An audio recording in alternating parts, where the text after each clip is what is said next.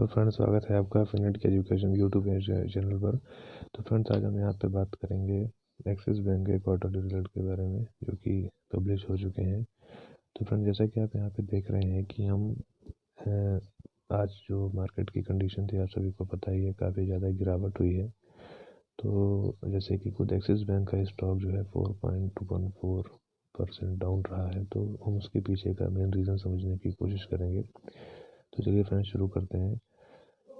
तो फ्रेंड्स, सबसे पहले हम इसका क्या देख लेते हैं यहाँ पर, जो कि इसका है नेट इनकम। उसको हम देख लेते हैं यहाँ पर।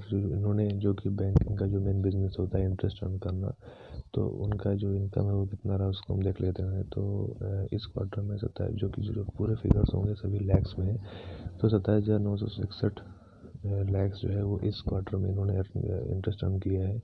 पिछले क्वार्टर में कितना था, 26,626, और उसके पिछले साल का डेटा देखते हैं तो कितना था, 22,226। तो ईयर ऑन ईयर, क्वार्टर में क्वार्टर, दोनों में ही इंटरेस्ट अर्निंग में क्या है, ग्रोथ है। तो ये हमारे लिए पॉजिटिव रहा। अब नेक्स्ट पॉइंट हम यहाँ पे देखेंगे कि कि इन्होंने टोटल इनकम कितनी जनरेट की, क्योंकि इनकम के और भी सोर्स होते हैं। तो टोटल इनकम इन्होंने कितनी जनरेट की उसको हम देखते हैं। तो टोटल इनकम इन्होंने इस क्वार्टर में जनरेट की है 33,515 लैक्स। पिछले क्वार्टर में 31,660 लैक्स, और उसके पहले था 26,798 लैक्स। तो year on year, quarter on quarter, दोनों में हमें क्या दिखाई दे रहा है, ग्रोथ दिखाई दे रही है। अब फ्रेंड्स, हम नेक्स्ट पॉइंट की बात करते हैं। तो हम देख लेते हैं इनका कितना टोटल एक्सपेंडिचर, क्योंकि इनकम अर्न किया है तो एक्सपेंडिचर भी तो होगा। तो एक्सपेंडिचर देखा तो इस क्वार्टर में इन्होंने 26,374 लाख रुपीज़ खर्च किए हैं, उतना प्रॉफिट जनरेट करने के लिए, इनकम जनरेट करने के लिए। और पिछले क्वार्टर में 23,028 लाख, और उसके पहले पिछले साल में 17,520 लाख रुपीज़ उन्होंने खर्च किए हैं। तो ठीक है, एक्सपेंडिचर अगर बढ़ेगा तो उसके हिसाब से अर्निंग भी बढ़ेगी, तो ये कोई इशू नहीं है इसमें, ठीक है। अब फिर इसके बाद हम बात करते हैं जिसकी वजह से जो है कि स्टॉक में थोड़ा सा प्रेशर रहा। हालांकि पूरे बैंकिंग सेक्टर में ही प्रेशर था, बट मुझे जो कारण लगता है जिसकी वजह से DFC बैंक भी थोड़ा सा डाउन रहा, और उसमें तो काफ़ी दिनों से गिरावट चल रही है। तो उसका जो मेन कारण सर जो समझ में आता है वो क्या है कि यहाँ पर जो उन्होंने प्रोविजनिंग की है।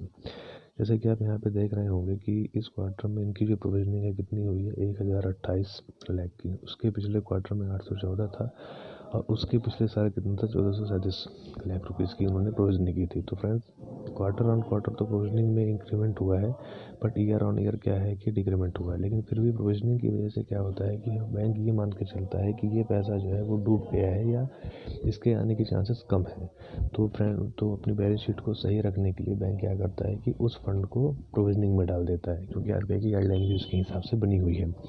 तो फ्रेंड्स, अगर किसी भी बैंक में प्रोविजनिंग बढ़ रही है तो वो क्या होता है कि वो किसी भी बैंक के लिए अच्छी बात नहीं है। मतलब उसका जो बिज़नेस है, उसका जो उसमें जो कैपिटल लगा हुआ है, जो उसने लोन दिए हुए हैं, उसके मिलने की संभावना कम है। मतलब ये मिलेगा नहीं, ये नहीं कह सकते, बट उसकी संभावना क्या हो गई है, कम हो गई है। तो इस वजह से मेरे ख्याल से ये एक रीज़न रहा होगा जिसकी वजह से स्टॉक में प्रेशर था। तो फ्रेंड्स, इसके बाद हम इसमें देखते हैं नेक्स्ट पॉइंट को, जो कि है NPA, क्योंकि बैंक के लिए NPA बहुत ही इंपॉर्टेंट पॉइंट होता है। तो अगर हम इसका NPA देखते हैं फ्रेंड्स, तो यहाँ पर हमें NPA दिखाई देता है, जो कि NPA अमाउंट है यहाँ पे NPA दिख रहा है, वो कितना है, नेट नॉन परफॉर्मिंग एसेट जो है वो कितना है, 3,526 करोड़।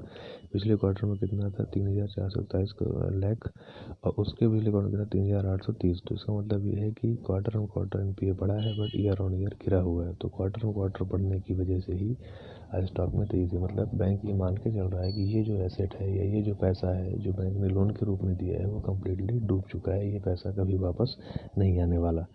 तो फ्रेंड्स, ये था उसका। थोड़ा सा EPS ग्रोथ इसकी देख लेते हैं। तो EPS इसका कितना था क्वार्टर ऑन क्वार्टर में, अगर हम देखें तो पहले 19.03 लाख था, अभी कितना हो गया, 19.69 हो गया है। जबकि इसके पहले जो पिछले साल देखें तो कितना था, 19.04 था। तो ईयर ऑन ईयर और क्वार्टर ऑन क्वार्टर दोनों में EPS ग्रोथ हमें दिखाई दे रही है। तो अगर किसी भी कंपनी में EPS ग्रोथ बढ़ती है तो वो कंपनी के लिए एक अच्छी बात होती है। तो इसकी वजह से अगर ओवरऑल देखा जाए तो रिजल्ट बहुत ख़राब नहीं है, बट हो गया मार्केट को तो रीज़न चाहिए। जैसे कि आज US की